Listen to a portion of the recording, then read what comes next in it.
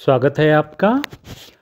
पिछले लेक्चर में हमने डिस्कस किया था बेसिक्स ऑफ ऑपरेटिंग सिस्टम में कंप्यूटर सिस्टम के ऑपरेशंस के बारे में, और इस लेक्चर में हम बात करेंगे स्टोरेज स्ट्रक्चर्स के बारे में।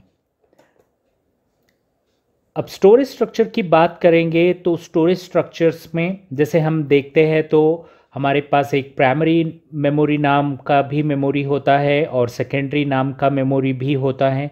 यानी हम देखेंगे यहाँ पे वो दोनों भी मौजूद है। यानी इस एक स्ट्रक्चर के बारे में जब हम डिस्कस करेंगे तो यहाँ पे दो प्रकार के मेमोरीज़ को हम देखते हैं, प्राइमरी स्टोरेज और सेकेंडरी स्टोरेज बोल के। इसके अलावा जो तीसरा प्रकार है वो भी यहाँ पे दिया गया है, जिसको हम टेरिटरी स्टोरेज बोलते हैं। यानी कि सेकेंडरी स्टोरेज का ही ये एक हिस्सा है, टेरिटरी स्टोरेज बोल के। अगर से इस एक स्ट्रक्चर की बात करेंगे तो इस स्ट्रक्चर में सबसे निचले क्रम में आप देखेंगे तो मैग्नेटिक टेप्स बोल के आ रहा है। यानी कि सबसे बड़ा होता है मगर सबसे स्लो होता है। ठीक है, यानी जितना मेमोरी बड़ा उतना उसका एक्सेस टाइम कम। यानी इस तरफ देखेंगे एक्सेस टाइम को हमने मेंशन किया है राइट हैंड साइड में, तो लेफ्ट हैंड साइड में स्टोरेज कैपेसिटी को मेंशन किया है। यानी कि यहाँ पे लार्ज से स्मॉलर बोल के हमने मेंशन किया है। यानी सबसे स्मॉलर कौन सा होगा? रजिस्टर्स होंगे, राइट। उससे थोड़ा बड़ा कैशे होगा और उससे थोड़ा बड़ा मेन मेमोरी होगा, है ना। अगर से सबसे बड़े स्टोरेज की बात करेंगे तो वो मैग्नेटिक टेप्स होते हैं। उसके बाद आते हैं ऑप्टिकल डिस्क, उसके बाद आता है हार्ड डिस्क ड्राइव बोल के, ठीक है, हार्ड डिस्क ड्राइव। और उसके बाद आता है नॉन वोलेटाइल मेमोरी, और उसके बाद आता है मेन मेमोरी। ठीक है, मेन मेमोरी यानी वो नॉन वोलेटाइल से छोटा मेन मेमोरी, उससे छोटा कैशे मेमोरी, और सबसे छोटा रजिस्टर्स होते हैं। ठीक है, जैसे स्टोरेज के अनुसार बड़े से छोटा हमने देखा, जितना बड़ा स्टोरेज उतना वो स्लो काम करेगा। ठीक है ना, उतना तेज गति से वो काम नहीं करेगा, उतना वो बहुत ही निदान गति से बहुत ही स्लो काम करेगा। ठीक है, अगर से रजिस्टर्स और कैशे मेमोरी की बात करेंगे तो प्राइमरी स्टोरेज में आते हैं, और ये इसका जो एक्सेस टाइम होता है वो बहुत ही तेज होता है, फास्ट होता है।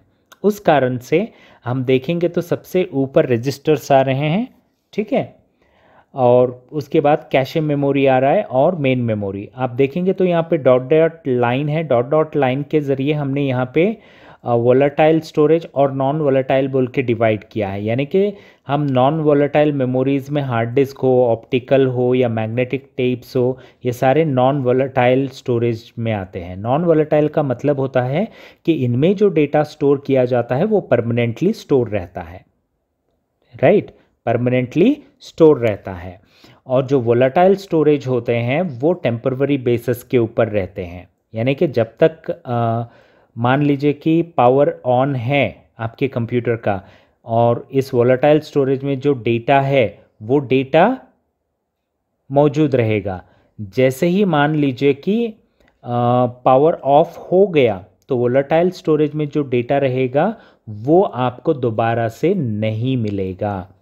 मगर नॉन वोलेटाइल में एक बार आपने डेटा को स्टोर कर लिया, पावर ऑफ होने के बावजूद भी, अगर से पावर ऑफ हो गया दोबारा से पावर ऑन होने के बाद, उस पावर ऑन होने के बाद उस डेटा को आप प्राप्त कर सकते हो नॉन वोलेटाइल स्टोरेज में। ठीक है, तो इस प्रकार से ये वोलेटाइल और नॉन वोलेटाइल बोल के हमने इन एक मेमोरी को क्लासिफाई किया हुआ है। ओके, तो ये बात हो गई स्टोरेज स्ट्रक्चर्स के बारे में। अगर से यहाँ पे और एक चित्र में भी मैंने यहाँ पे बताया है कि losses its content when power is removed, मतलब किसके कंटेंट? वोलेटाइल स्टोरेज के कंटेंट। ठीक है, retain its content even when power is removed, यानी कि पावर जाने के बाद भी इसमें जो कंटेंट रहेंगे उसको हम क्या कर सकते हैं, रिटेन कर सकते हैं। रिटेन मतलब पावर आने के बाद उसको प्राप्त कर सकते हैं। ठीक है, तो ये बात हो गई वोलेटाइल और नॉन वोलेटाइल। अभी इस चित्र के ज़रिए समझिए कि पावर ऑफ हो गया यानी कि पावर चला गया तो क्या होगा, इसमें जो डेटा रहता है वो खाली हो जाएगा। ठीक है, यहाँ पे कोई डेटा नहीं है, इसका मतलब ये है कि इसमें जो डेटा है वो चला जाएगा, नहीं रहेगा इसमें। जैसे ही पावर ऑन हुआ तो दोबारा से मुझे वो कंटेंट देखने नहीं मिलेंगे जो इस एक वोलेटाइल स्टोरेज में सेव्ड थे। सेव्ड थे का मतलब ये है कि जो मौजूद थे डेटा volatile storage में, whatever the content were there in the volatile storage, so those content you cannot get back, right? जैसे ही पावर आ जाएगा आपको दोबारा से वो कंटेंट नहीं मिलेंगे। ओके, और नॉन वोलेटाइल से तो कोई लेना देना है नहीं, यानी कि पावर ऑफ हो ऑन हो, number of time of on हो, ठीक है, जो भी कंटेंट रहेंगे इस एक नॉन वोलेटाइल स्टोरेज में वो कंटेंट आप दोबारा से रिटेन कर सकते हैं, यानी प्राप्त कर सकते हैं पावर आने के बाद। ठीक है, तो ये एक बेसिक जानकारी थी इस एक ऑपरेटिंग सिस्टम के स्टोरेज स्ट्रक्चर के बारे में।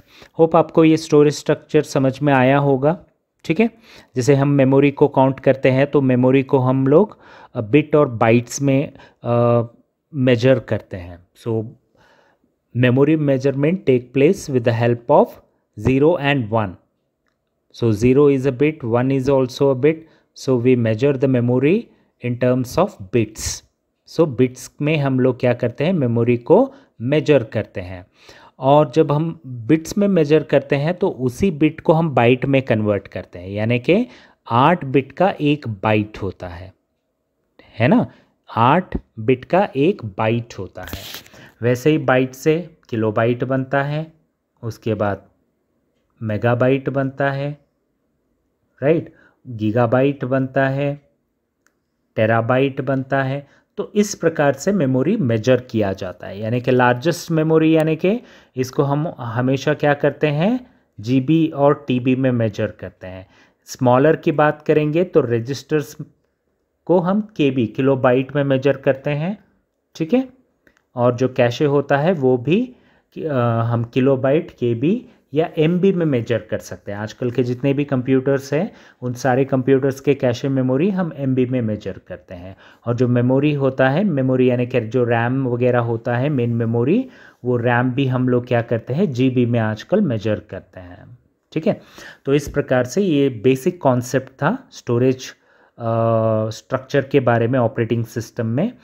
अगले लेक्चर में जब हम आएंगे तो अगले लेक्चर में हम बात करेंगे आईओ स्ट्रक्चर्स के बारे में, यानी ये कुछ बेसिक कॉन्सेप्ट्स हैं, इनको हम देखते हुए आगे बढ़ेंगे और आगे के लेक्चरर्स में हम ऑपरेटिंग सिस्टम के बारे में जानकारी हासिल करेंगे।